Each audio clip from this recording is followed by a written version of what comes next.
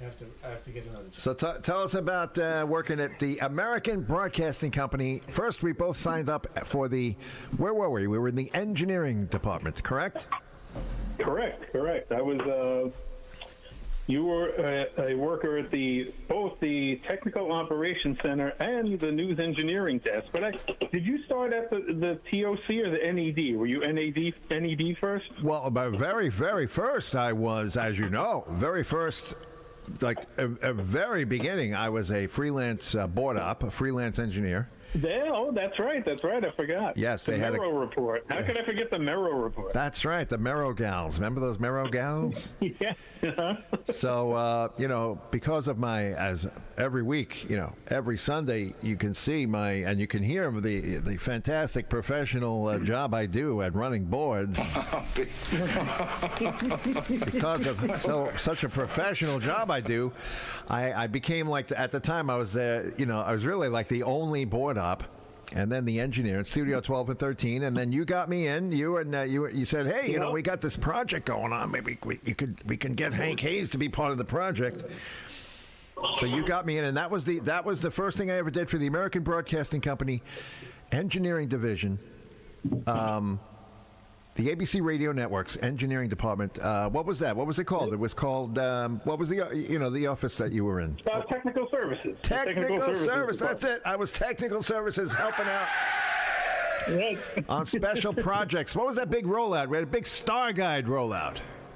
Yes, we were changing from the CDAT satellite platform. There's a tongue twister for it. CDAT. We were switching from platform. the CDAT satellite platform to StarGuide.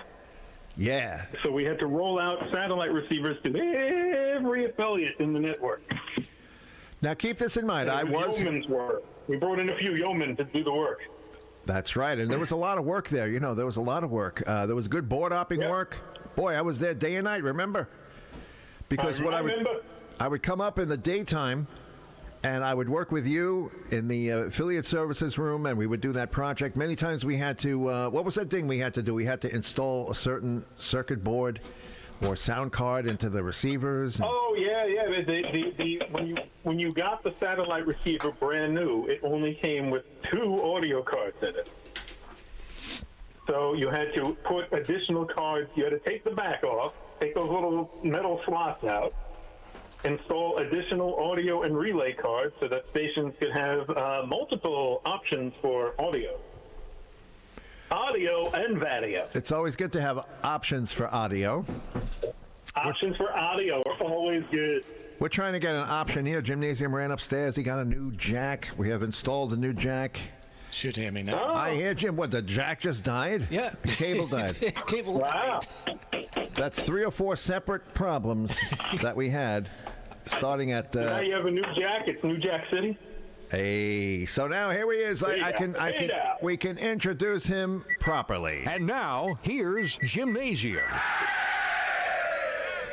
All right. Hey, Jim, you did not work for the American Broadcasting Company, ABC Radio Network's engineering division when Pete Sayek and I did simultaneously. Oh, me? Yeah. And at I the did same not. time, too. You did not. No. So we were just discussing. So now, Pete, we had to. There were what was it? Several hundred or how many of those StarGuide receivers did we have to modify during that one project? Almost pretty much all of them, and we shipped out thousands of them, and they all had to be modified. I used to come in on weekends and do it. So I always suddenly I had a ton of work because I had my studio work in Studio 12 and 13. They were always booked. And Chris Tobin got me in there, the late, great Chris Tobin, one of our chief engineers. Yeah. He got me in there. He got the foot in. And here's one of the funniest things was the day that I went up to visit Chris. He says, hey, why don't you come up? Because Chris was at the house at a barbecue. Remember? And he saw me editing. He saw me doing, at the time it was Cool Edit Pro. I was doing digital editing for the Hank and Jim show. And he goes, oh, look at that. You know how to edit digitally? Oh, are you kidding? I said, I've been doing this like 10 years already. He goes, we might have a use. He says, guess. So the phone rings, and it's Chris, and he says, listen, there's a show, and they're looking for a digital editor. They're looking for someone that knows how to edit digitally. He says, I happen to know a guy named Hank Hayes that knows how to edit digitally. I just happen to know someone.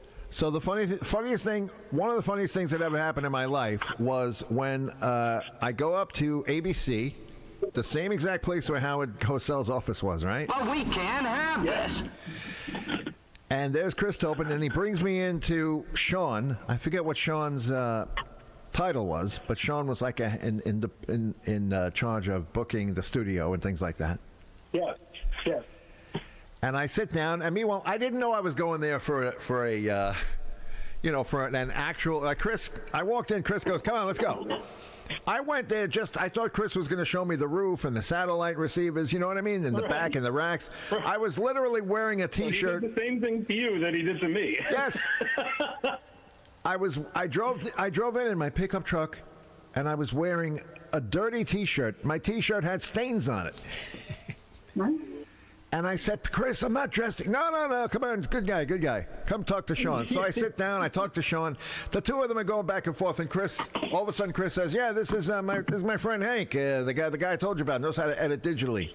And Sean looks at me, and he says, he's from behind the desk, and he says, oh, yeah, I says, yeah, I've been doing I love digital editing. It's great. He goes, yeah, we have a couple of shows that need a digital editor. Are you available? At the time, I was unemployed. I said, I'm completely available. And he says, and I'm unexpecting this. He says, so what's your rate? I didn't know what he meant. I had no idea what he meant. So what's your rate? He goes, so what's your rate?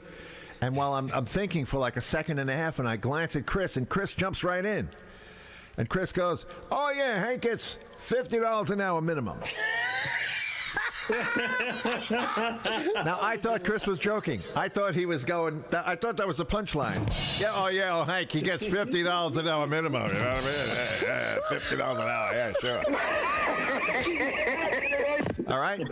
But, Pete, when I'm waiting for the rim shot and the applause sign and the laughter to come, the laugh track, but Sean goes, without missing a beat, he goes, okay. Mm-hmm. And he writes down $50 an hour minimum. And then Chris says, oh, and he gets a 4-hour minimum. You can't call him in and you only worked an hour and a half. Because I'm thinking, wow, I could work an hour and a half, $75. But Chris says, no, he's got a 4-hour minimum. That means if you show up and even if you work 45 minutes, they have to pay you 4 hours minimum, right? Again, I was waiting for this. Oh yeah, and he gets a 4-hour minimum. But that didn't happen. And you were waiting for Humphrey Bogart to start laughing. So we... Exactly. There he is. He was there that day, but he was quiet. So Sean takes my number and everything like that, and then me and Chris walked into your office to visit you and everybody, and I'm sitting there looking at Chris, and Chris has just got that big smile on his face, you know, and it's twinkle in his eyes, you know what I mean? Yes, I know the look. So all of a sudden, I start getting calls, and I had a policy that my default answer was always yes. If the question began, hey, Hank, can you? Yes. Are you able to? Yes. Yeah. Are you available on? Yes. The only reason I would say no is if I was already booked for something else with them, you know? Right. And let me tell you, the money started rolling in, baby. Yes. It started rolling in.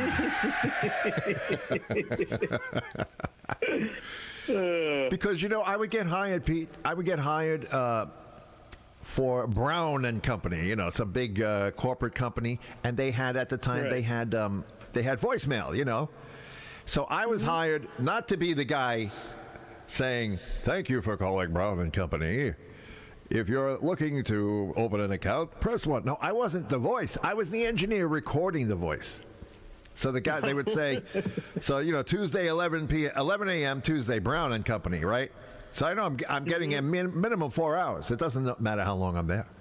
So I go in, I meet the guy, and this one time I recognized the guy's voice. It was an older gentleman. And I said, hi, are you so-and-so? You know, he says, yeah, yes, I am. And I said, Well, I'm the engineer. Let's come in. Let me mic you. So I get him in Studio 12, and I'm micing him, and he had a producer with him, and the guy's, he's reading all these funny, kind of funny voicemail things, and it suddenly dawned on me. I said, I recognize this guy. This guy used to do funny commercials in the 60s. One of them was a furniture store. Anybody remember this? The furniture store that had the funny name that I'm not going to be able to remember right now. Anybody? No, it's not ringing a bell to anybody? I know the guy you're talking about. Is it Moon's Day is coming? Yes. Moon Day is coming. What was the name of that store? There was a store named Moon something. Do you remember this at all? It was like Moonji something or other. Oh, it'll come to us. Yeah. Moon's Day. Moon's Day is coming. And I said to myself, oh my God, it's him. It's that guy that I heard when I was a child. Moon's Day is coming. Because this furniture store had a crazy name. So when we were like done, R.J. Moonji's or something like Moonji. that. All right, maybe it'll dawn on us. But the funny thing was when he came out after we recorded him, and I said, I recognize you, and I said the words to him. I said, Moon's Day is coming. And it was so funny hearing the guy, in person laughing. Oh yeah, that was a good. Moon's the Moons something, right? Moons. But anyway, Pete. So I'm googling even as we all right. Here. But Jim, I tried. I tried to get Jim up there. I tried to get Jim. I tried. Remember, we used to have when we first got hired. We used to have the internal job listings. Remember? Yeah. Company-wide. This was Disney. This was not only ABC. It was every company that Disney owned. So every month there was a list about 3 inches thick, and it was the internal job listing, all the jobs that they were trying to fill at Disney. And I would look, and I saw many that Jim Nazium could do. Oh, there were so many, Pete. Because remember what was happening? All of a sudden, a lot of the companies, especially the radio network, they started to have to digitize their libraries. Because remember the space that was taken up by all the reels of tape? So we were the ABC Radio Network. We had the entire ABC Radio Network audio tape library on one floor. On another floor was the entire ABC News radio tape library taking up 2 floors of that whole building. And when it got to the point in about 2001 when it became cost effective to transfer all of these archives digitally and then throw away the tapes. And they were paying people $30 an hour to do what? Yep. To take a tape, write down what the label says, put it on the machine, clean the head, press record on the digital, on the computer, record on the digital, press play on the reel, sit back while the tape plays. That's all you had to do. Remember, Pete? Yep, I used to do $30 an hour. Some of the news archives while we were there. Yes, we all did that. That was when in our downtime we had to go. And I found you and me on the news archives. Remember that? I sent you that from when we went to the Clinton protest, the Lion King protest. Yep. So, Jim, I tried to get you in. I tried to do it. He refused, Pete. He refused. I refused. Yes. You refused. Was I already at the plant on Long Island? No. No? Before that? It was, of course. He wouldn't. That's why I was trying to get you in. You weren't not at the plant. You weren't even at the record plant playing records. And I would tell you every time, I said, look, Jim, I would read the listing to you, and I'd say, I know exactly who your boss will be. This is a good person to work for. And, because there's the listing. You know what I mean, Pete? The listing is right there, and it says, and I says, I know you're going to be working next to me and Pete. Me and Pete will be bringing you the tapes. Do I get to keep the tapes? You probably sneak them out, but what are you going to do? They were throwing them out. It's all 15 ips, 10.5-inch reels. Yeah. You didn't have a player for that at the moment, I didn't think. 1/4 inch? Yes, 1/4 inch. 2-track. 15 ips. $30 an hour. Imagine that, Pete. Tails out. Oh, yeah, tails end. You would have to, then maybe you could degauss things. You know, we have professional degaussers. Yeah. We never had degaussers at the... Whatever happened to my degausser? It's downstairs somewhere, I guess. Next month when you're gone and I have to hire the kid to come and empty out the basement, it'll probably wind up in the dumpster, Jim. Probably. Can we degauss the monitors we have? We can degauss all the garbage that's in the dumpster. We can make sure that absolutely none of that garbage is magnetized. Right. What happens if you put that up to your head? Did you ever do? I thought you did that. You did it many times. I don't remember what happened. You did it many times. That's why you don't remember. You degaussed yourself. I erased it. I erased all the memory. I erased it. Aye. That's what happens when Well, you you use a can vote. degausser. So, Pete, what's going on in your world? Well, think about all the times when you were a pirate DJ on WHOT. Yeah. Did you ever think one of these days I'm going to work in real radio? Did you have that desire at all? I remember one time I remember the last time we spoke, or one time we were talking, and you mentioned that when you came up to HOT and you were hanging out with us while we were doing shows, that you really didn't have the desire to go on the air. You were just like hanging out. But then, whatever happened? Like you started doing shows and you became a fantastic DJ. Did you ever think of going into the into the industry, into broadcasting for real, which you wind up doing? Well, but it's funny.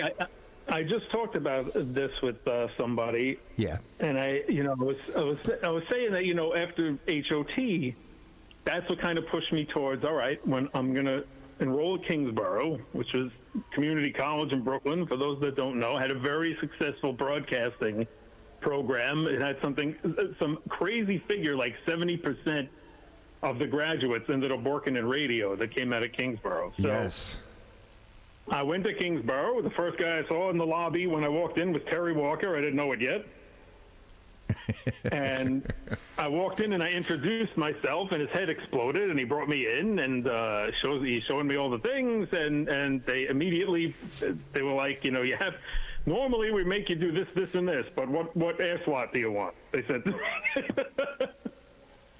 So I started doing shows in Kingsborough, but the funny thing about that is, I would see people come in and they would make demo tapes, and everybody was back in the day when you had to mail out demo tapes to try to get a job in radio, and I made a couple too, and I sent a few things out because we used to get the trade papers, with the job offerings would say, hey, we're looking for a morning man in Peoria, whatever. And I wasn't tied to anything really, so I'm like, what the hell, you got to work your way back. So I send out tapes. I never really got any nibbles, but what happened is around the time that I hit the point where I could start working in radio, that's when the business was changing. Yes. It's always in a state of flux. Right around that time, in the mid to late 80s, that's when it didn't sound like fun anymore to get on the radio, because it wasn't. I grew up in the era of the 70s, 99X, PIX, DJs that are nuts and screaming and telling jokes, and that's what I wanted to do. And now that was all being toned down at that point. Well, now remember the trend. 20-minute music block, Yes, and the trend on even the TV commercials was less talk. Yes. Wait, I want to see if Jimmy's buzzing again. Yes. So what's the old saying? Radio. I didn't leave radio. Radio left me. Yes. So, it was like if I could have gotten like a regular job, it would have been great. I would have happily have done it, but I probably wouldn't have been enjoying myself. I would have been reading liners and PSAs and telling people the temperature, and I'm sure I would have been perfectly happy doing that, but it wasn't what I wanted to do. Well, we were in the same boat because at the same time, in the same place, right? Hank Hayes, Gymnasium, Pete Sayek, we were going wild on WHOT with full freedom, and freedom to be as creative or in any way you want. And then what was happening in real radio, like you said, I also grew up listening to the 60s and 70s and the DJs having a good, grand old time. And it was impossible to do that. The only people that were doing anything close to it, and the only reason why it was close is because it was kind of loose, was morning people, with the morning zoo, which, by the way, we know for a fact that the morning zoo concept, which is not a major concept, but the morning zoo came into play thanks in part to us, to the three guys on this show right now. When WVNJ was being sold, and Z100, the people, whatever the name of that company was that ran Z100, the Emis, I think it was. So when they were formulating what to do, and Scott Shannon, he had heard tapes because our friends were the same people that he hired as DJs. So he had heard tapes of the Hot One.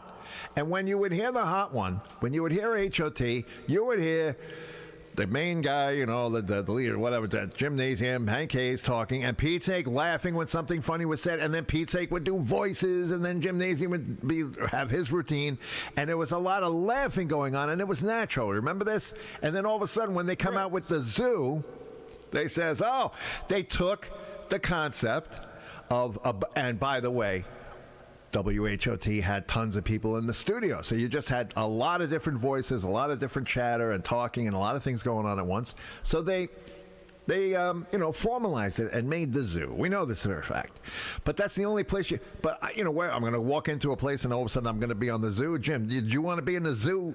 No, we didn't want to be in the zoo. No, because the zoo you still had to have you had to have your bits approved, pre-approved, right? And everything is pre-written. There's nothing spontaneous. Remember we called it Yellow Notepad Radio. Yes, that's all we ever did was Yellow spontaneous Notepad Radio because none of it was spontaneous.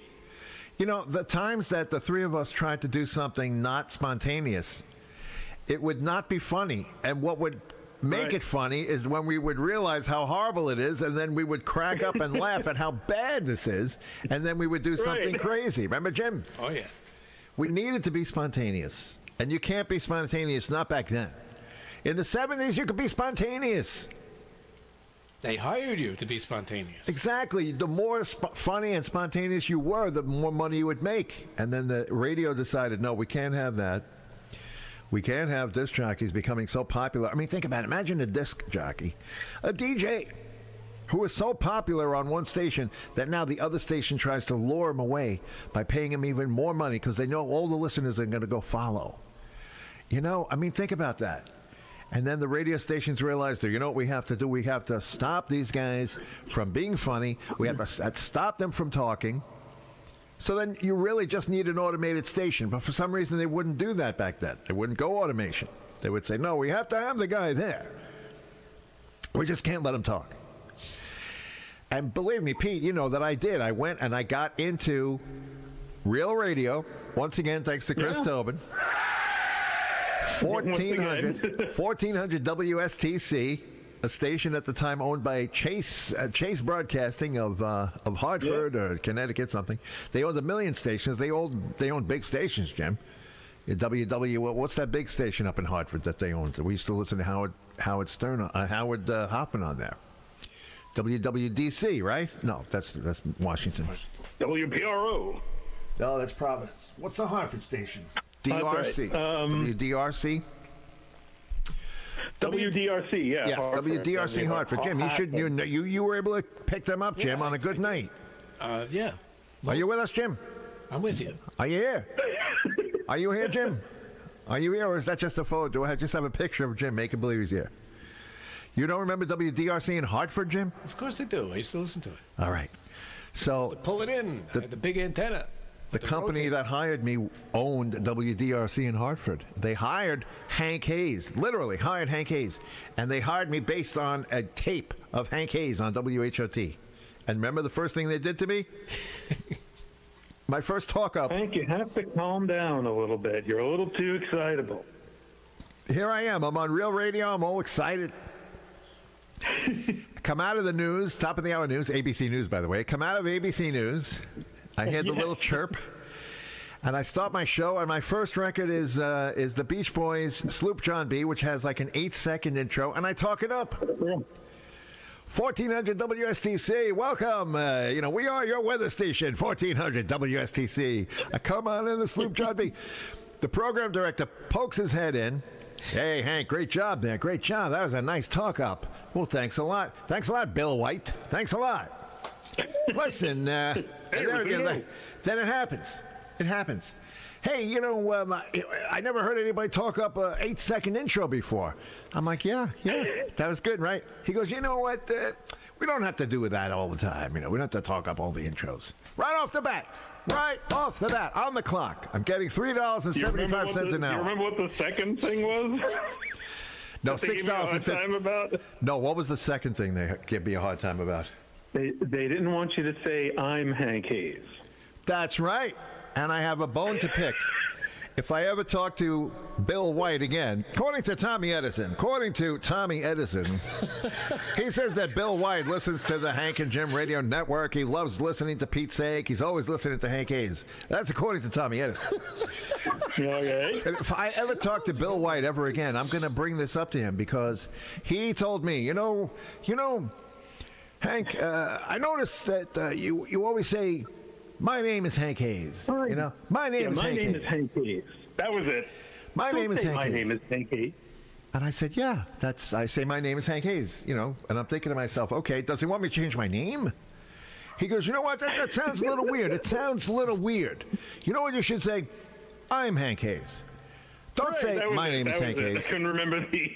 All right, Jim, I noticed you say my name is Jim Nazium. Yeah. So, it's kind of weird. It's a weird thing to say. I want you to say, instead of saying, my name is Jim Nazium, say, I'm Jim Nazium, okay? From now on, I want to hear you say, I'm Jim Nazium. I'm Jim Nazium. I am Jim Nazium. Now, Pete, did I tell you, I listen to Casey Kasem.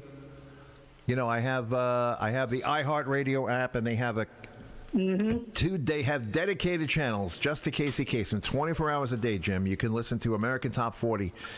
And one channel alternates the 70s, the 80s, the 70s, the 80s. And there's nothing better than the Casey Kasem Top 40 from the 70s, Yep.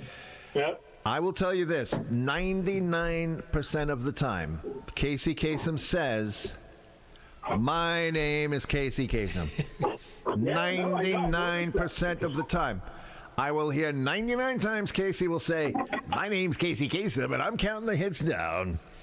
It was Bill White. And then one time out of 100, he says, I'm Casey Kasem. And I get crazy every time I hear that. And I say, I got to record this and send it to Bill White. I wish I had known that back then. Casey, I've heard you say that your name is Casey Kasem. Don't do that. Yeah, that's right, Mr. White. What do you want me to talk about? A dog dying? Where's those pictures? Get Don on the phone. Is that Don on the phone? What happened to the pictures? Now, meanwhile, if it's good enough for Casey Kasem, let me tell you, I only wish in 1986 when the radio genius, the programming genius known as Bill White, told me not to say my name is Hank Hayes because it sounds weird. I have to say I'm Hank Hayes. And also told me not to talk up 8 or 10 second intros anymore. I only wish I had realized at that time that if I'd been aware that Casey Kasem says, my name's Casey Kasem. My name is Casey Kasem. I remember listening to Hank Hayes on 1400 WSTC. Your weather station. Right? Don't leave that out. Whether or not you want it to be. And it was Still funny. one of the funniest lines, but go on. What is he? He was on Valium? What happened? This is Hank Hayes. And Valium is hard to come by these days. Nowadays, it's hard to get. You can't find a doctor that will give you Valium, even if you genuinely need it. I begged my doctor a number of years ago. Not, 10 years ago. You were jonesing for I some said, just give me Valium. one. I need one. And they said, no, I can't. Just one. They said, we have this new psychotropic medication that we can put you on. I said, and I went like this. Of course. Anyway, back to the story. Well, so there I was. I literally gave it a try. And you know what, Pete? The reason, by the way, I knew. We all knew. You knew it. I knew it. Jim knew it. That in real radio, you could not possibly do, not that we would want to do it. We wouldn't want to do the same exact thing we were doing on pirate radio. But the radio part, the talk-ups and the segues, that part we did want to do. But they wouldn't even let you do that. But why, if you were to ask, why did you take the job in the first place if you already knew this? Well, because, you know why? Because the guy literally hired Hank Hayes. Bill White, program director at the time of 1400 WSTC, your weather station, literally hired Hank Hayes based on a tape of Hank Hayes doing what he does. And I said, well, here's a different story. He's hearing me. And by the way, the day that I got hired, when I went up and talked to him, he says, obviously, Hank, he says, oh, that was a wild show. You're really talented, this, that, and the other. And then he said, obviously, you're not going to be able to do what's on that tape. Of course, I know. So that's not telling me, he wasn't completely honest. Because what he should have said is, everything you do on that tape, I'm going to tell you not to do. No, he said you can't do that on everything, but you're going to be doing the radio stuff. You know what I mean? Right. So I gave it a shot. What about? Do you remember the guy that we were friends with? He was all excited because he was building a station up in like the Syracuse area. Yes. Remember that story? Yes. Every story. Oh, this guy was going crazy. He loved Hank and Jim. He loved WHOT. He said, send me air checks with testing. He finally got the permit and everything. The tower's up, testing the transmitter. I forget the call it is. But WNYQ. Yes, WNYQ. And he's playing air checks of WHOT. That's what he's playing to do his signal testing. And he said he's going nuts. Listen, he's dying. He says, "You guys, you got to do shows here. You got to do." He wanted us to go. He says, "Oh, sure." He said, "I want you guys, Hank. I want you to run the station. Yes. You got to program the station." Right. He wanted you to program the station, and it would have been Hank, Jim, and Pete on this radio station. Where was it again? Was it in Syracuse? I forget where it was. Yeah, Syracuse. Syracuse. Pete, Syracuse. Troy. Yeah. Syracuse, Albany, Troy. Yeah. That was Dennis and Jackson. I don't know if you guys remember, but you actually made a test tape for him. Don't you remember we made a test tape? He said to me, "Hey guys, I've been playing air checks of the hot one." He says, "I gotta go out in the field like for the next month and take measurements." He goes, "Would you make me a tape? Make me a tape. I'll just put it in on auto." Mm-hmm. We have that. It's a great show, by the way. Yeah, it is a great show. It's a great show. So we made a WNYQ. And by the way, this was Dennis Jackson. That's the gentleman's name. That's the fella's name. He was general manager at the time of WGCH Greenwich, which was the actual competition of wherever the hell it was, the weather station. STC. So, it was Stamford was the next town, Greenwich the next town south. And Dennis Jackson loved HOT. He loved Hank Hayes, loved Gymnasium, loved it. And Pete, were you with me when I met Dennis Jackson at WGCH? Did you walk into that office with me? I know it was me and Tommy Edison. No, I was there. That was the day we met George Wright and yes, the guy with the deep voice who worked at 1010 Wins. I can't think of his name right now. Yeah. Yep. You know what I'm talking. I can't think of his name. Yeah, I know. And the guy that the voice didn't match what he looked like. No. Do you remember what happened when Dennis Jackson met Hank Hayes? When I walked into his office, I was just walking in to meet Dennis Jackson. We were going to talk about the station in Albany. Do you remember what happened when I set foot in his office? As I recall, he went wild. Do you remember anything specific about what he did the minute he saw me? The minute he said, Hank Hayes! Yeah, I remember him getting up and coming out from the other side of the desk and shaking your hand. You left one little thing out. Pete, he got up, he yelling, Hank Hayes, oh my God! He walks out from behind his desk and he got on his knees. Mm-hmm. That's right. He got on his knees and he's bowing to me in his office. I don't want someone to do that, but of course it's hysterical. But that is what Dennis Jackson did. He says, Hank Hayes, I'm finally meeting Hank Hayes.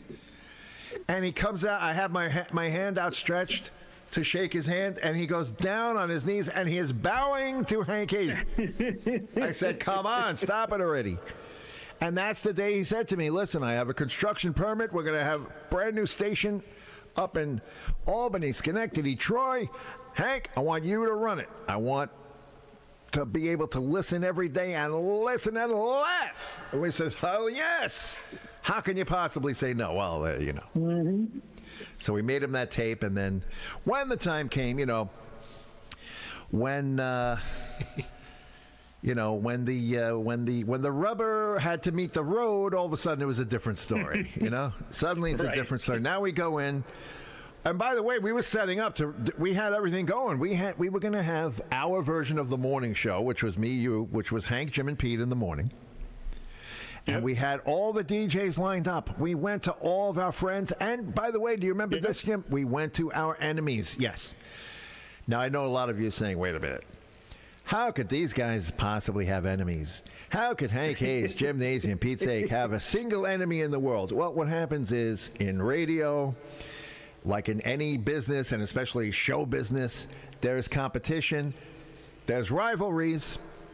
So maybe I won't say enemy, but we'll say our rivals. We went to our rivals. Now, some of our rivals would have liked nothing better than for us to die in a tragic plane crash, and they would celebrate that everybody from WHOT was killed on this airplane. But we still went to them and said, "Hey, we are putting together a brand new radio station up in the Albany, Schenectady, Troy area, and we'd like you to be a part of it. We'd like you to be, 8 to midnight." This is what we were doing, putting together a real station. And then the day came when Dennis Jackson got his license. He got his license. And do you remember what happened? Listen, Hank. Hank. You know what it's like? I know I asked you to put together a format and program the new station up there in Albany, WNYQ, Schenectady, Troy. I know I told you guys you're going to have a radio station to program, and we're going to do a lot of great things, but, I was talking to my accountants, and my accountant reminded me that I have two young daughters. I'm going to have to put them through college. I got to put them through college. So I can't take a chance. On the format. I have to just do whatever. I got to do automation. I'm going to have a computer, and the computer's going to be my radio station. It's going to be all contained on a hard drive because I have two daughters that have to go through college. I'm so sorry, Hank. Oops. Sorry about that, Hank. Do you remember that, Pete? Oops, the daisy. Hey, you remember that? You remember that, Jim? I remember it well.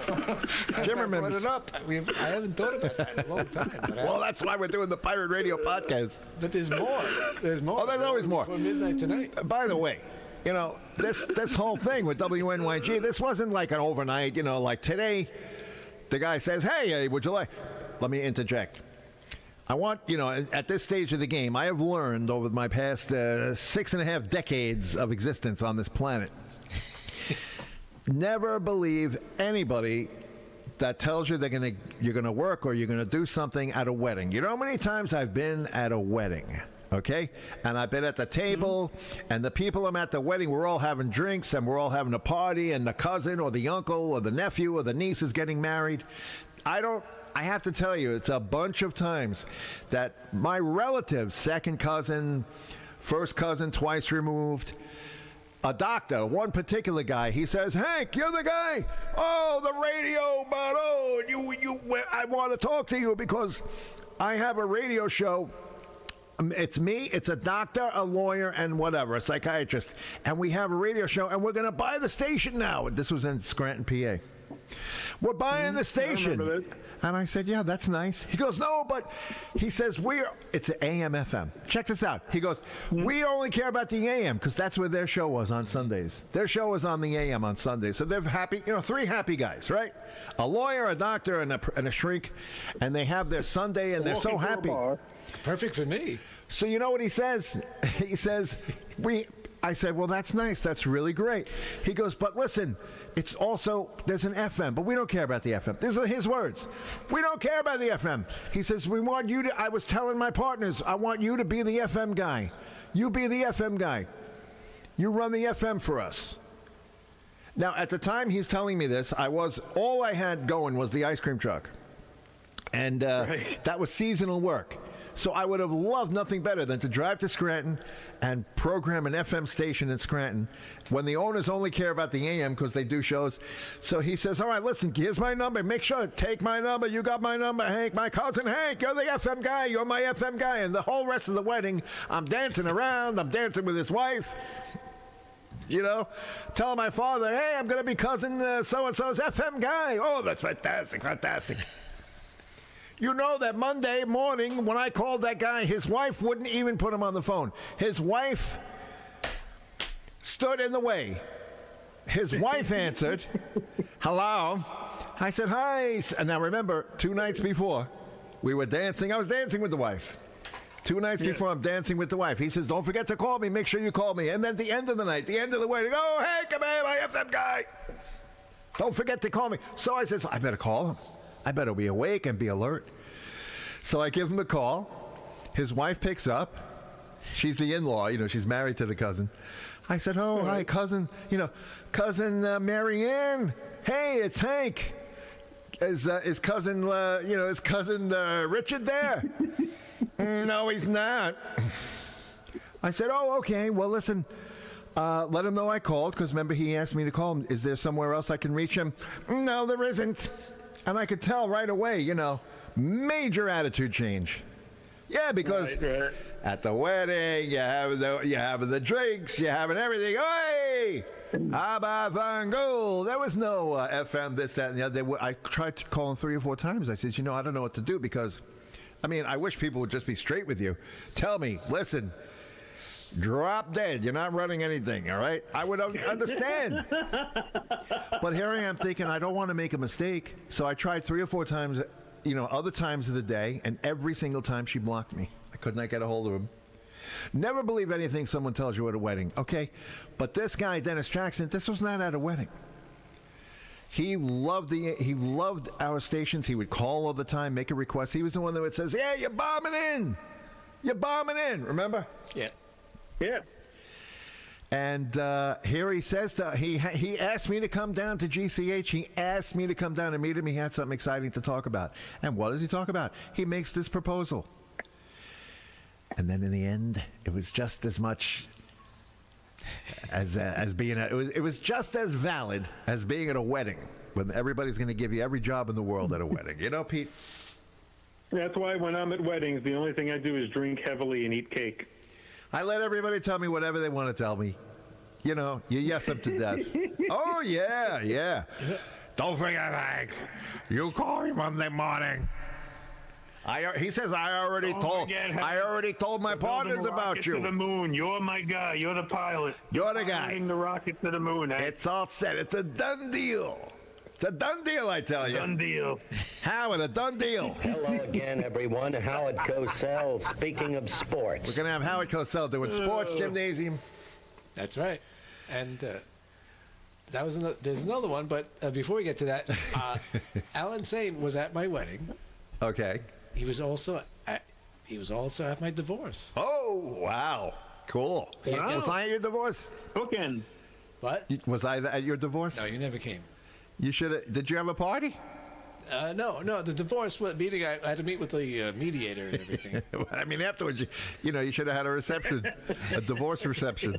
I would have come. I would have made the speech. I did the toast at your wedding. Yes. I should have done the toast at your divorce. I would have come. I would have gotten just as drunk as I did at your wedding.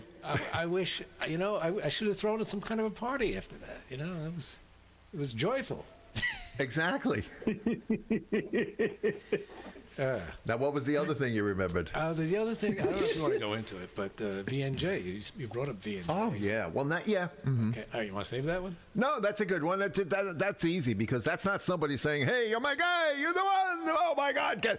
The guy got on his knees. Dennis Jackson stood up from behind his desk and got on his knees and bowed on his knees to Hank Hayes and telling me you are going to run the new station I just got. And keep in mind, people, they come to us. Right. I'm not soliciting anything. All I was the DJ at WSTC, and they said there's somebody here that wants to meet you. And we were running WHOT this entire time. Yes. Oh, we were on the air. We were big pirate DJs, but we don't walk around advertising that we're pirate or think who we are. We're just a regular people. Well, no, the funny thing is that when WFAT, right, when WFAT got busted, let me see something. You're listening to Hal Hall, right here on WFAT. After after WFAT got busted and the New York Times sent a reporter down, they interviewed Gymnasium and took pictures, and Hank Hayes, and took pictures of Gymnasium and published it right there in the New York Times. Well, probably about 4 years later, my father was working for a doctor as a chauffeur in Brooklyn, a private chauffeur. And the doctor needed to come into my house to do something real quick, to make a quick change. He had to change his shoes or something. I had a photocopy from the library, a photostat of the article, right? And with a big picture of Gymnasium there.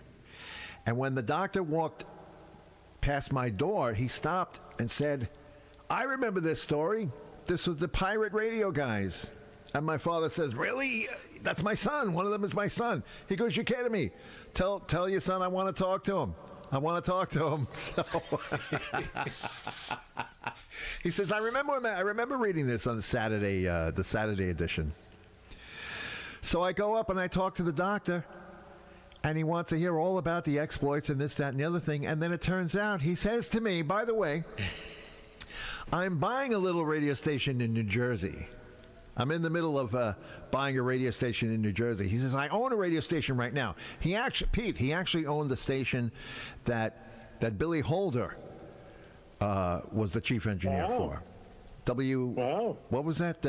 Is WFAS sound familiar? Yeah, it does. FAS, Westchester County?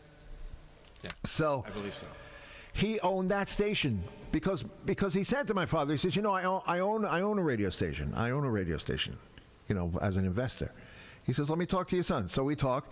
So I found out what station he owned, and it was WFAS, like, I don't know,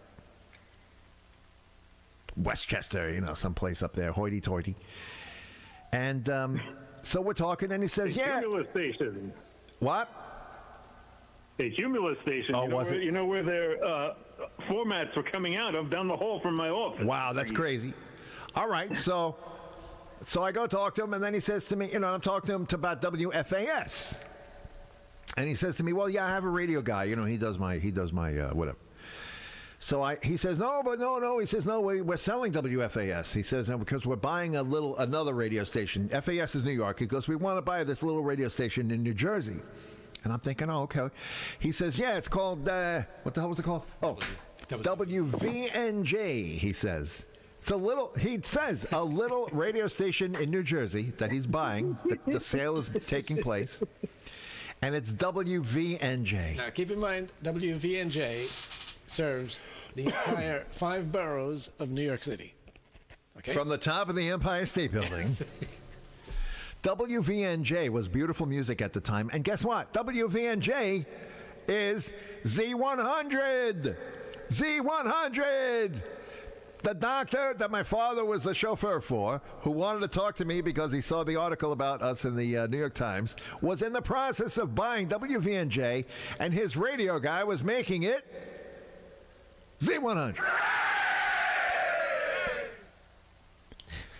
Do you remember what we did, Jim? We made a proposal. Yes. Because the doctor was going up to Vermont. Every year he would go, part of his routine was to spend a 5-day weekend in Vermont to go skiing. So Randy Steele said, "Why don't we make a proposal really quick? If you type this up and we make a proposal, maybe can we get it to him and just say, listen, just read it, just consider." Do you remember that? Yes. Randy made this proposal. I still have it. I have Randy's handwritten proposal that I had to transcribe on a electric typewriter. Unfortunately, the only electric typewriter I had available to me had like a script. You ever see an electric typewriter that was made to look like script back in the day? It was very rare. But that was the only typewriter in the family. I had to go to my extended family. I had to go to my sister's first boyfriend, Harvey. Okay? I had to go to Harvey and borrow his typewriter. Harvey? Harvey! So there I was, and I mean, I spent 24 hours, no sleep, typing. And back then, you know, when you make a mistake, I had to use the whiteout or whatever the hell that was. Oh my God, it was so painful. And and let me tell you, I will peruse and see if I could find Randall's proposal for what we would do if we had WVNJ. And the first thing he said, the first thing he pointed out in this proposal was that right now, New York City is lacking in a contemporary hit station. He goes, all the stations are whatever the hell they were. There was beautiful music, and there was adult whatever the hell, and there was some talk. He says, we're at a point right now that formatically, New York City has no top 40 station at the time. He says, so that's the first thing I suggest. Make a top 40 station, you'll be number one right away. He says, number two, we move the transmitter to the top of the Empire State Building. He says, your license is Vernon, New Jersey. Or I think it's Vernon. But he showed, he already looked it up. The transmitter can be on top of the World Trade Center. Empire State Building. He says, think about it. Just because your license says New Jersey, but your transmitter is in the same place as New York. It's a New York station. And he goes, Randall said in this thing, I guarantee this can be number one within 3 months. And I printed this up and got it to the doctor literally as my father was just driving him to the airport to go to Vermont. And I handed it to the doctor, and I said, doctor, if you get a chance, take a look at this. It's just our ideas, what we would do with your little radio station in New Jersey. And, you know, when he came back, like about 5 days later, he says, you want to come up, see me in the hospital, and, you know, I'll pencil you in. We'll have to talk. And I'm thinking, you know, we're all praying. Remember, praying, please, God, let him do it. This could work. And, you know, he gave me the speech. Well, Hank, remember his words, Jim? This is what Dr. Golding said to me. He didn't have two kids that had to go to college like Dennis Jackson. This guy was a very prominent surgeon. He was the #1 brain surgeon in the state of New York. I don't want it. I may not be the right man for the job. He was the #1 vascular and brain surgeon in the entire state. #1 state of New York. The man is a fool. So I go down there. And he had money. Well, yeah, he had money. He was a successful brain surgeon, #1. And I actually had something that I needed him to look at. It turned out to be an ingrown hair from shaving. But it was a lump. You know, when you get a lump on your neck, you get scared. So I made an appointment for him. He's going to look at my lump, and you know we're going to bring up the proposal.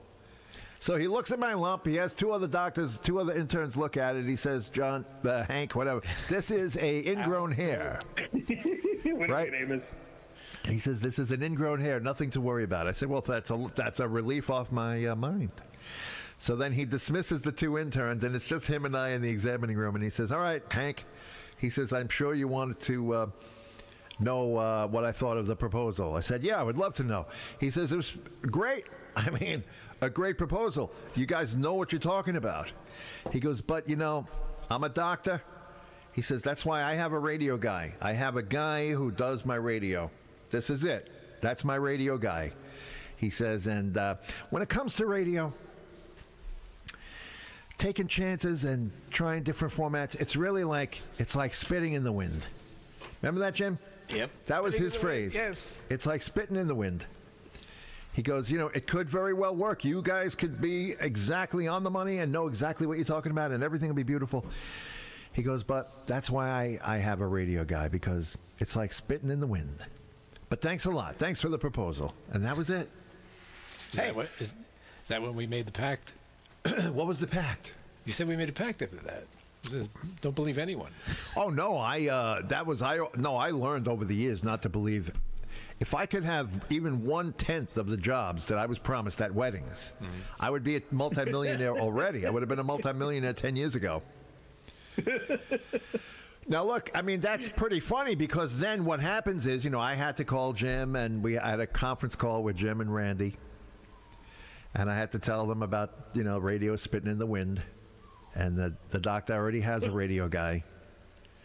And they're gonna proceed, and they're gonna do it. End of story. Not us. And then look at what happened right off the bat. A few months later, Z100 shows up from the top of the Empire State Building. You know, they ID as Z100, Vernon, New Jersey, whatever. But their in all practicality, they're a New York station. And the first thing they did was top 40 contemporary hit radio. And they have the zoo. They're copying us on the zoo. So it was like every day I had to listen to this. Remember? Mm-hmm. Had to listen to Scott Shannon. The barrage of commercials on TV, and we couldn't escape being reminded.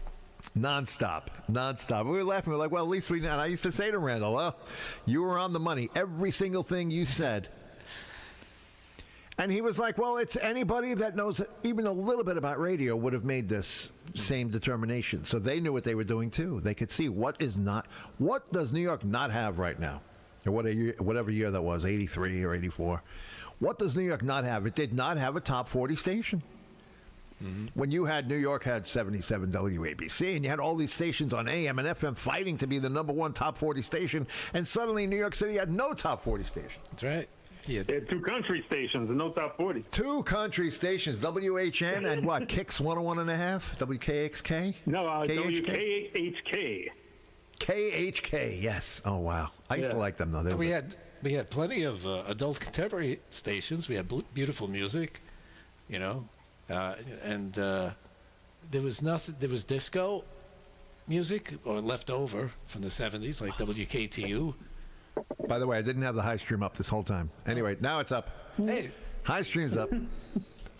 And we didn't have a top 40 station in New York City. Number one market. Imagine. So, yeah, those are just two episodes. Wow. I think we mentioned 3. Maybe 3. Yes. Now it's... And this, by the way, all of this is why I kept my excitement about R&I tempered. Because I knew it was just going to be a disaster, and I was right. It was a freaking disaster. It was disastrous, but it would have been nice if it lasted a little longer. But we know who we have to blame for that. The Federal Communications Commission. We've been listening to the nonsense you've been doing on the air. We know who you are. We're going to get you. I advise you to get off the air. It doesn't. It's not that it bothers me, but it annoys me a little bit that the day they got busted, you and I were heading out to the ship to go nuts all day on the air. It was going to be... That was the plan. Remember, we were going to get up. We were going to get the stuff that Alan needed. We were going to go to the ship, and the second we got there, you were going to tell Alan, turn transmitter on. Right now. Transmitters on. All 5 transmitters on.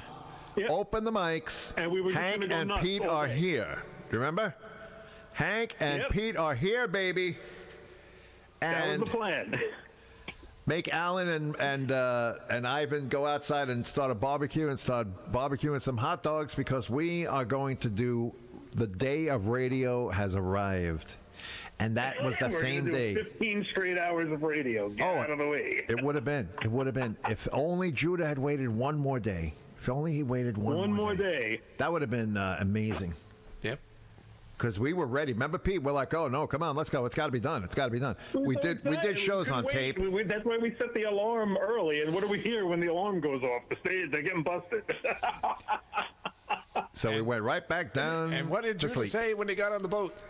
What did he say? First words out of Judah's mouth when he got on the ship, when he boarded the Sarah, where is Jim Nazium and Hank Hayes? Where are they? Where is Hank and Jim? Where are Hank and Jim? He's waiting. He thinks maybe we're in the cabin, Yeah. Or maybe we're downstairs. He's hoping. Where is Hank Hayes and Jim Nazium? Where are they? And Alan said, they're not here.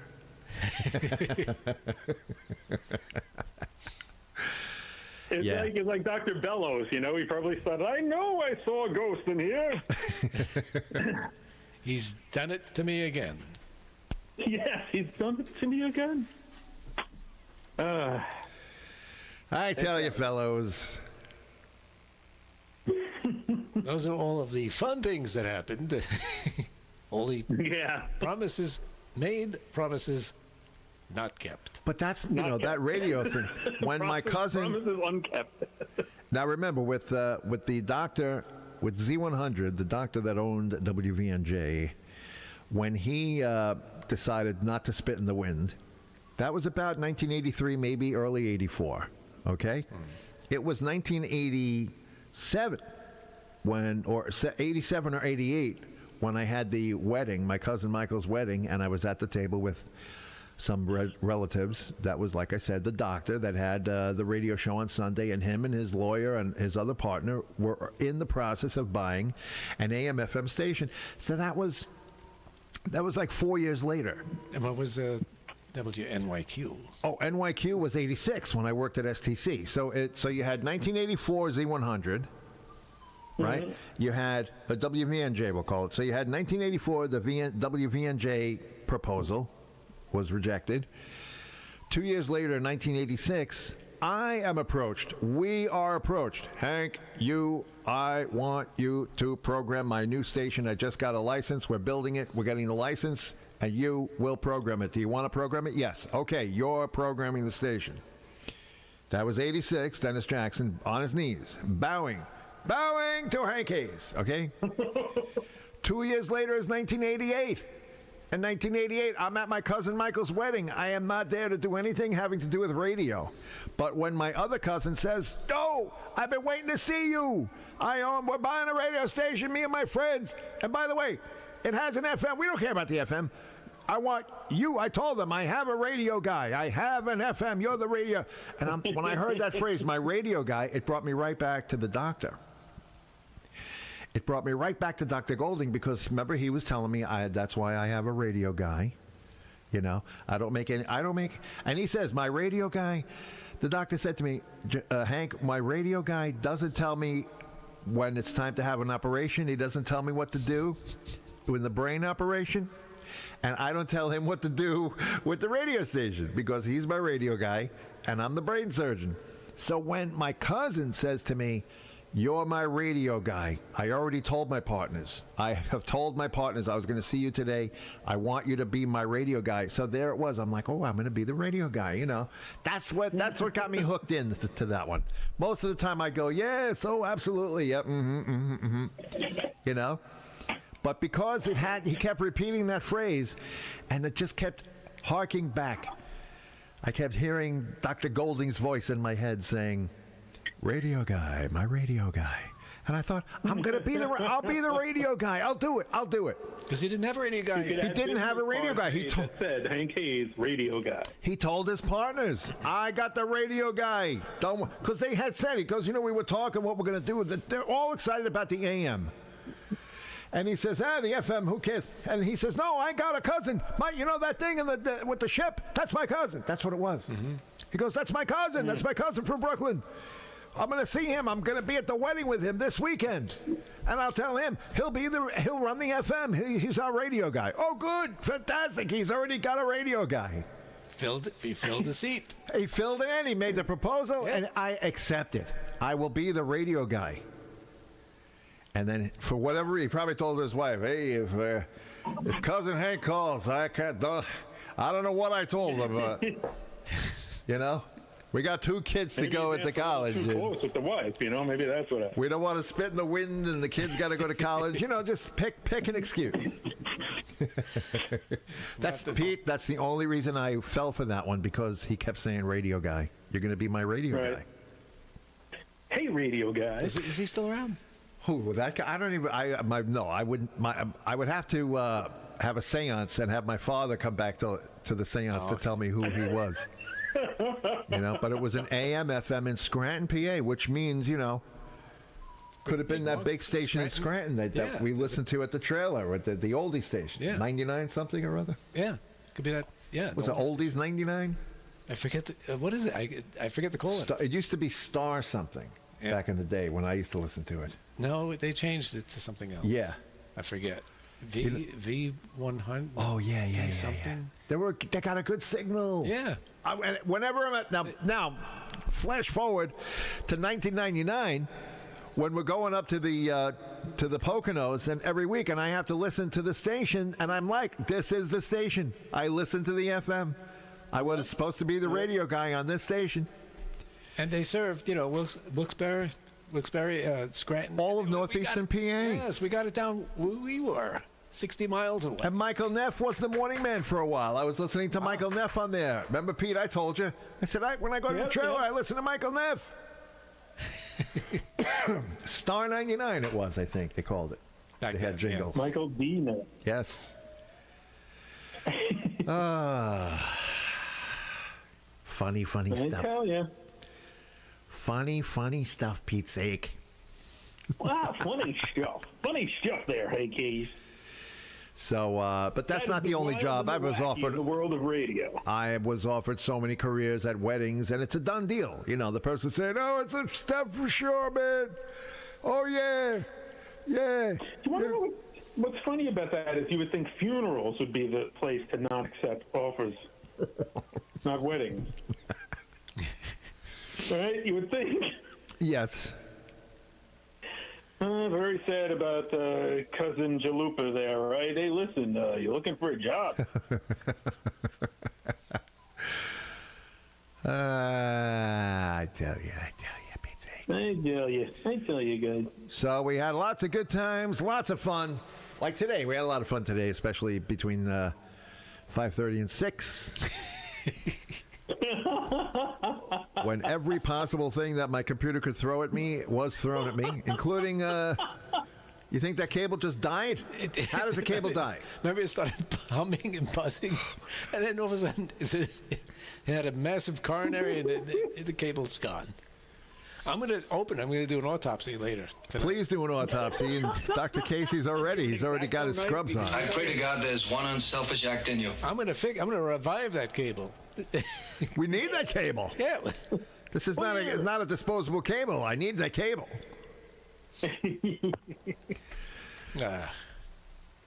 What you need?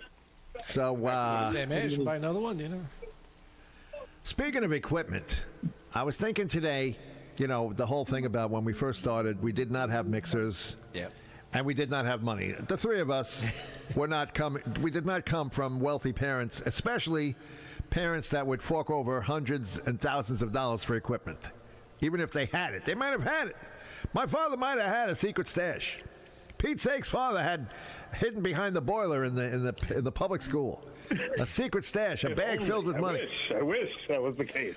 But if you said, Dad, listen, I would like $3,500 because I got to buy 2 microphones, headphones, and a mixer, he would have looked at you and said, yeah, get the shovel and start shoveling coal, buddy boy, because you're not getting a penny. That's right.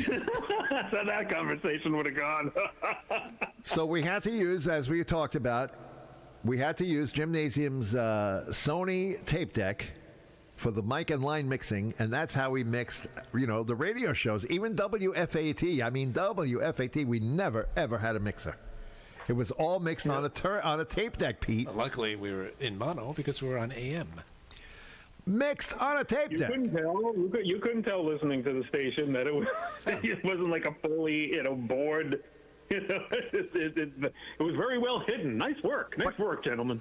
You want to know something? I didn't know any better. I had never been in a radio station. I had never sat down behind a mixer. So I didn't know. Gymnasium said, here's what you do. This one's going to be your microphone on the inside and the outside, and the ring is going to be the turntable. And then over here is going to be the tape deck. Okay. And the other one's the phone call. And the other one's a phone call. All 4 inputs are now taken. And here's your 2 meters. That's how you see. And we're going to pin them anyway, Hank, because that's what Hank does. Yes. And that's a Hankism.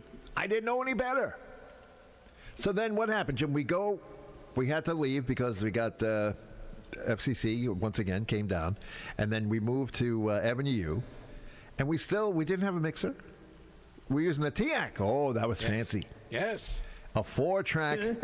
Oh, Pete, it was a 4-track. Did each one have mic and line? Yes. So we have 8 levels. We have 8 knobs that we can play with. Yep, I remember. And the way we cue records back then was we turned the output because it had 4 outputs, because 4 output, 1 for each channel. And when you want to cue up a record, you turn the output of the turntable. All right, input and output. Ooh, yes. The Sony did not. Yeah, the VU meter. But wait, Pete, the Sony tape deck did not have input and output knobs. No. It only had input knobs. But the TIAC, I realize what you're saying, Jim. The TIAC had a separate output knob. Yes, you can change the level. So you never have to worry. Yeah. If you turn that output down, doesn't matter. It's not going out because the knob is down. The meter will move, but you God. won't hear it. It's not going through. I could still feel the detente of those output knobs. You can't turn them fast, Pete? Yep. If you tried to turn that knob fast, it has resistance. Yes, it was. And that's how we queued up records for a while. We have to turn down the output. That's the board I cut my teeth on.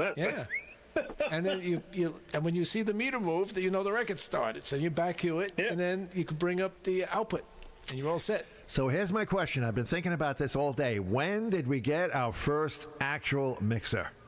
That was the Gemini. It was Gemini. Gemini mixer. Gemini, located at the time in Brooklyn, New York. We got it at, I guess it was Crazy Eddie's, right? I would imagine. Was it Crazy Eddie? I don't think so. No, maybe it wasn't. Gemini. Well, we were driving home from. Remember, we had to rent an equalizer to do. That was my second question to you. Wait a minute, Pete. I don't think it was an equalizer. Didn't we ask Mrs. Hayes, Tina? We went to the Wiz. Oh, it's the Wiz, right? We went to the Wiz, and Tina used her credit card. She was the only one that had a credit card. One credit card. Do you remember this? I forget what we needed it for. We needed it temporarily. It was the equalizer. For some reason, in my mind, it was an equalizer, and it was Circuit City. It was Lafayette. I don't know why. Well, think about this, because the one from the Wiz with the credit card was a full-fledged mixer. That had to be the Gemini. Yeah. And we needed it for the weekend.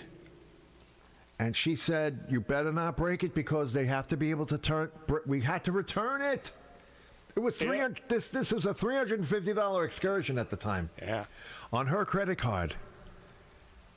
And I don't know why, but we needed some mixer temporarily. I don't remember why. And she did it, because I was one of the people that convinced her we had to talk her into it. And her, back then, the credit limit might have been about $375. She's like, you're going to max out my credit card. I'm not paying a penny if you break this. If this falls, spill Coca-Cola on it, I'm not paying. I'll kill all of you. I will kill all of you, she said. Everyone was very gentle with the board. We were so gentle. I was like a mother hen. Is this bringing back any memories? So then we used this thing for the weekend. Why? I don't know. And we put it back in the box, and we brought it back. Something died. Something in the system died. Maybe the Gemini died. Wait, you're talking about... No, because the Gemini came after that. She got that for us. Or if they say it in the Apollo. We had one that we had to bring back. It was we had a time when it was temporary. She wound up using her credit to buy us the Gemini. I don't remember before. I have no recollection of what you're talking about. But that we needed something for the weekend, and we had to bring it back. Yes. Oh my God, it was so important. It was, oh my God, we actually talked about it on the show. I'll have to hunt tonight. I'll see if I can find the. Oh, find that, Pete. If you can find that air check. What was it? Okay. Exactly. What was the brand? I'm thinking it was like a Newmark. It was something that they carried at the Wiz. That's what I'm remembering. Yeah. I could be wrong, obviously. Crazy, or was this around the time that we revamped the studio? Well, I think... Was this around that time? It was around that time. And having that other mixer temporarily, from what I remember, and I could be, my mind could just be playing tricks on me, we fell in love with the idea of having a mixer like this. And I think what happened is, after we brought it back, unless we decided to keep it. Yeah, unless we were supposed to bring it back, Pete, and the three of us said, no, we have to do whatever we can. We will pay this off. No, I'm telling you, there was something else. There was some other thing that we borrowed for like one show or two shows. Do you remember that too? Like an EQ, and it wasn't a board. Equalizer, maybe an EQ. It was something else.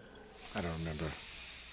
But I remember Gemini. I remember we went to JL's house. Okay, we went to JL's studio, because that was about early '84. And we went to JL's studio. Remember, we saw his giant record collection. And as we were driving home from his studio in Borough Park, we were on like 39th or 40th Street, 38th Street. And there was this factory, and it said Gemini Audio, and it was the logo. It says, oh my God. And then when we looked at Gemini, it said Gemini, Brooklyn, New York. So we saw the garage. It was like a big giant garage where they made them. That's funny. But yes, I know that Tina's credit card was absolutely involved. At a bare minimum, the original plan was we were going to bring it back after the weekend, but we needed a mixer for the weekend for some reason. And then we all decided to buy one on Tina's credit card and make sure we pay her, which we did. We made sure we paid her because she wasn't like Jim's Uncle Moose. Jim's Uncle Moose would be a little lax. He says, I don't have the $15 for you this week. Tina would break both your knees. She would break both your kneecaps. You don't go around in that instance. Do you remember that, guys? And then we had the Gemini mixer. Yep. Yeah. See, I remember. We thought we were the kings, man. We had a friggin' real mixer now, and it had effects on it. The Echo, but I'm telling you, I think the Gemini was the second choice because we couldn't afford the really nice one that we had borrowed temporarily. I'll have to do some searching and find the air checks from around that period. And Pete, we got it. You know, maybe I should just mail you. I should use UPS or something to mail you the tape of Judah Mansbach so we can get that thing digitized. However, Jim, it occurred to me today. I was taking a shower today, Jim, and I was washing my private parts. And I thought about you. I didn't need to know that, but good. And at that very moment, I said to myself, hold on a minute. Doesn't Jim Nazium have a Sony TC377D sitting in the basement? Yes. Can we take that, put it right here, connect the other cable to it, the one you just fixed, and can't we roll on that tape? No, I think something died in it. We have to open it.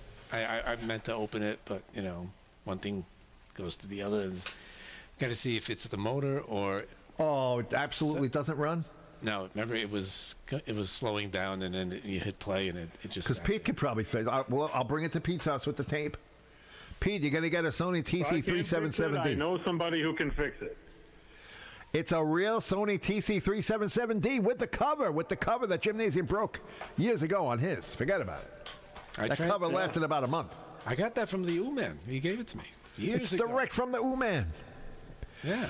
All right, Pete, I can't do it this week. This is a heavy poker week. Well, if I could do it, it would be Wednesday. I have a lot of poker. It's a championship week. No, I don't blame you then.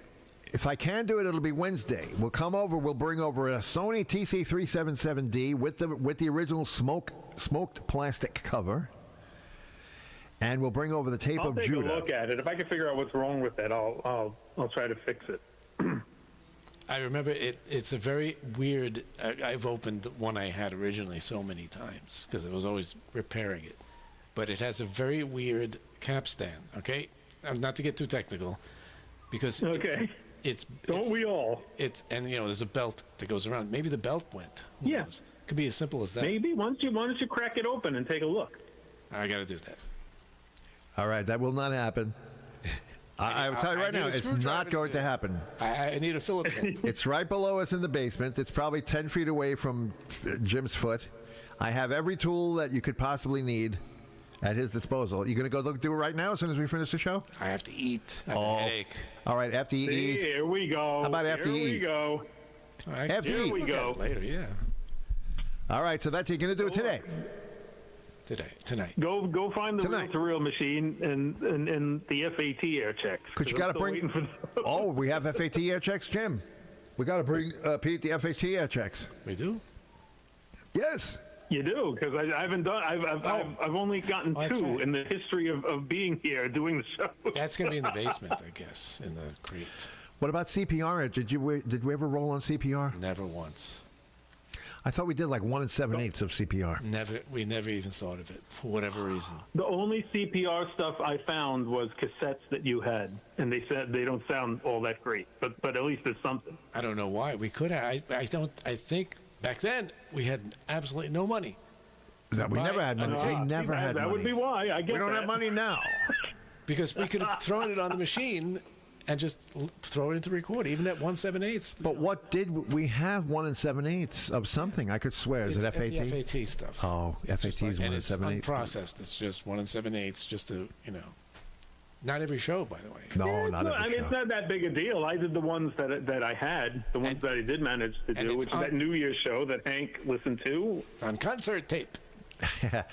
Well, isn't that what Judah's on right back there? There might be an air check on that. That might be the last FAT show on that too. I'm not sure. Wow. Well, Jim, now, Hank, you listened to that one show that I did, remastered. I did the best I could with that. It sounded okay. Was that 1 7/8? That was 1 7/8. Oh my God, I would never know it. The infamous New Year's show was 1 7/8. I had to clean that up. I can't, Pete. I'm astounded because my memory of any 1 7/8 is just. No, I put that through the ringer to make it sound decent. Here, I'm doing it right now. I'm recreating what's on those tapes. I know, that's what it sounded like when I put it on the You're listening to Fat Radio, WFAT New York. Super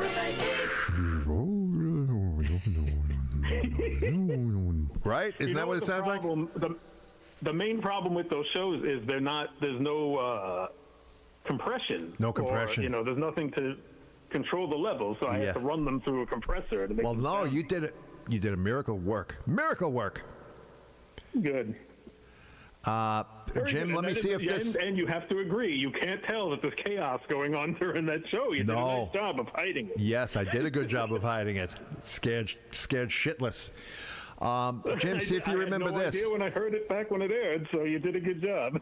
When WCPR was on in its short reign, my sister Margaret had gotten a AM/FM 8-track recorder console stereo. Oh, that's right. You played that for me once. There's an 8-track somewhere, right? Somewhere there's an 8-track. I bought a blank 8-track from Radio Shack. A blank 8-track because my sister's 8-track stereo said record. It had a record button, and I said, I am going to record on an 8-track. And what did I record? I recorded Randy Steele doing WCPR. And all I remember, I can hear it in my mind. All I remember is he takes a call from Danny at Staten Island, and he says, I'm calling from Staten Island, and Ed, what was his name on CPR? Was it Ed Armstrong? He was Ed Armstrong on CPR? I believe. Yeah. So Ed Armstrong goes, Staten Island, you're calling from Staten Island. Well, everyone on Staten Island, no, you're calling from Staten Island. Everyone on Staten Island is a snot. Do you remember this? Is this ringing any bells? No. Everyone from Staten Island is a snot. Do you remember that, Pete? Did you remember hearing that? That's on the 8-track tape. You want to know when you played that for me? When you had the Maverick. Because I had an 8-track player in the Maverick. Yes, that's when you played it. And I bought a car with an 8-track player. It actually worked. And then what else was on there? He played a song. I wish I could remember the song, but all I remember is the guy in the song is talking about, I went to a fair and I met this girl, and he says, in the song, and he says, what's your name? And she says, my name is Mary. And he goes, my mother's name is Mary. And then they sing. Do you remember this at all? No. I want that song. I want the song where he says, my mother's name is Mary. And then the guitar comes in. Oh my God. Crazy stuff. Crazy stuff. But I don't have that tape now. That's unbelievable that I have lost that 8-track tape. And I never got a chance, never had a chance to, never took the opportunity. Let's put it that way. I had plenty of chances. Never took the opportunity to make a dub of it. I could have at least dubbed it to a cassette. But anyway, do you remember that at all? You don't remember the Snotten Island? That's why we always called Snotten Island because of what Randall said that night. I don't remember that. I remember calling it Staten Island. I only ever heard it that one time, so I don't remember the details. I remember you playing it for me, and I was going, holy crap, I can't believe you recorded this on an 8-track. Yeah, and it was like it was 90 minutes of WCPR in high fidelity, in high fidelity, Jim, because it was recorded directly from the FM. No AM noise, no nothing. I mean, it was recorded directly from the radio into the 8-track. So clean. Oh, I wish I could find that 8-track. Solid signal coming in, too. Well, Pete, if you ever see a tape and it says WCPR and it's an 8-track, realistic blue 8-track, you know what's on there. You got to try to save it. Okay, yeah, no, hopefully it'll show up one day. All right. Was it? Well, Pete, next time you'll be on the video as well as the audio. Yes, we'll figure that out before the next podcast. So we pulled this one out, Jim Nazium. We pulled it out. I don't know what we pulled it out of, but we pulled it out. Yes. So Pete Sayek, Jim Nazium is going to go eat, right? Okay. Get coffee. I ate while we were doing the show, so I'm good. How did your sausage come out? I saw you making sausage. I made a Stromboli. Oh, he made a Stromboli. I'll be coming over Wednesday. Me and Jim, we're going to come over and bring a tape deck and some tapes. So you better think of something big. I've seen you make bagels. I've seen you make Stromboli. I've seen you make pizza. You got to make something for Wednesday. I'll work on something. If it works out, you're going to have metadata before I leave. And so, all right. So Jim is going to show you this Stromboli. So you could share the picture with the listeners there. It's a piece of art here. This is a piece of work. Send me the photo. Meanwhile, Pete Sayek, Gymnasium is going to go eat. I'm also going to go eat. He's going to have coffee. I'm also going to have coffee. And then I'm going to follow Jim down into my basement, into my cellar. And we're going to bring some tools. Because either way, we have to bring the tape deck up. Yeah, we have to bring it up. And while we're down there, we're going to look for any reels that might contain. Yeah, any reel-to-reels, because there's still like a ton of stuff that I never got a chance to transfer. So anything you can find, really, I'm happy with. The last time I saw you, didn't I bring you some boxes of tapes? You did. I got most of them done, and then the cassette deck broke. Oh, what, you need a cassette deck now? Yeah, the cassette deck stopped working. Oh, what are you going to do? What are you going to do? I'm already made arrangements to get another one, so we're good. It's just going to take a while to get here. Pete, I am looking at your Stromboli. That's not as nasty as it sounds, but I am looking at your Stromboli right now. If only there were a quick way, and I guess the quickest way for me to show the listeners, I'll have to borrow your camera, Jim. Why don't you borrow my camera? Let's show everybody Pete's Stromboli. Slowly, very slowly. Not me. Look at this thing. Pete, remember back when we had, what was the old thing, stick cam? Sometimes people would come on and show everyone their Stromboli. Hey. Wow. That's like a professional Stromboli, Pete Sayek. Thank you. I was making that while we were talking the whole time. Pete, I hope it tastes as good as it looks. I hope it tastes half as good as it looks. It's pretty good. I'm pleased with it. All right. Well, please think of something. I'm pleased with the results. I'll bring something over Wednesday, and you think of something creative, something homemade that you've made. Like I said, bagels, and I haven't had them yet. So I'm still tweaking the bagels. They need a little work. But well, I leave it to you. Pea soup with the Easter bones, so we can make some pea soup. Ooh, I love pea soup. I love a pea soup. I know you do. Jim, this does remind me of Stickam, because remember Stickam, we had the camera, and I set the camera up on like a metal piece of bent, metal, steel, whatever, like what would you call that? A rod? No, it wasn't a rod. It was like a bracket. I made a homemade metal bracket so that I could be doing the Stickam show like this. Man, oh man, I'm going wild. Hank Hayes, we're going wild. Hey, let's see who's on the Stickam. And I would aim the camera at the screen. Yeah. And that's how we would show videos. I would show commercials with the camera up against the screen. All right, these kids today, they don't know how good they got it. You know, Pete, kids today, they don't know how good they got it. We used to have to aim our cameras at the screen. The AI and everything. Right.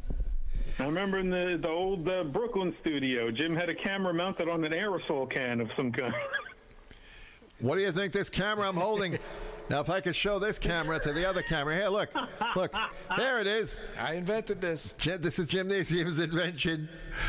A can of Raid. I have found the can of Raid is the best can. All right. Functional and alluring. It's absolutely full. This can has never been sprayed. Wow. So that's why it's so heavy. That it keeps a good base. It needs to have weight. Are you looking, Pete? Now look. I have covered it with professional. This is a professional job. Oh yeah, that's beautiful. It's covered with gaffer's tape, the way they would in a movie or a TV studio, so you don't actually see what the can is. But yeah, that's Gymnasium's camera right there. It's a camera stand. It is. It's wonderful. I like it. Very cheap. Very cheap. I like that. I like that a lot. All right. Well, Pete, don't forget to look up if you could find out that air check. We could find out. And get the actual facts of Mrs. Hayes laying out the money. I like to, when I'm working, if I'm working and I'm not engaged in something, I like to put old shows on in the background. So I'll just let stuff roll and see if I can find it. Because she used her credit card, And I'm telling you, we went to the Wiz. We had something for the weekend. What would happen to everyone if something bad happened to the... We must have done didn't we had to be doing a remote somewhere or something? No, it was in the studio. Something stopped working. That's all I remember. And it was like an emergency. It was like either we had a holiday show coming up or something. Okay, maybe it's this. We had to do the show. Maybe we already had the Gemini. We already had the new studio, and the Gemini died. That might have been it. Now, the reason we had a Gemini, because it was cheap. It was like $150. The first one we had to return, if you remember. Oh, I think you're right. I think that's what happened. I think the first board died. But here's the thing. I think they didn't have one in stock to give us, and this way we were not going to be able to do any of our shows unless we paid for the new mark, $350. Knowing full well that we're going to return that on Monday and say, nope, I don't want this one. I want the Gemini. It was that kind of a deal. It was a shady return thing. That might have been. Right? Because the first Gemini, there was a problem and it had to be returned. It had to be returned. They didn't have a replacement sitting there, Pete. So we were looking at a 4-day weekend, a 3-day weekend with no shows. And yet, couldn't have that. Over here is... at the Wiz is the $350 expensive board that none of us could afford. And the only way we could get it is on the one person with the credit card was Mrs. Hayes. And she goes, I ain't laying no money out for you guys. No. And we says, we swear to God, we're going to not break it. You better not put a dent. I don't want to see one cigarette ash. I think that's what it was. Mm-hmm. And I think during the show, Pete, we keep thanking Mrs. Hayes and the Wiz, you know. Yes. Or maybe we were calling it Lafayette because we didn't want to, tip our hand. That's right. Maybe we didn't want to say where it actually came from. This weekend, the broadcasting is made possible by, an economic grant, an educational grant in Lafayette Circuit from City. Tina Hayes and Lafayette Circuit City.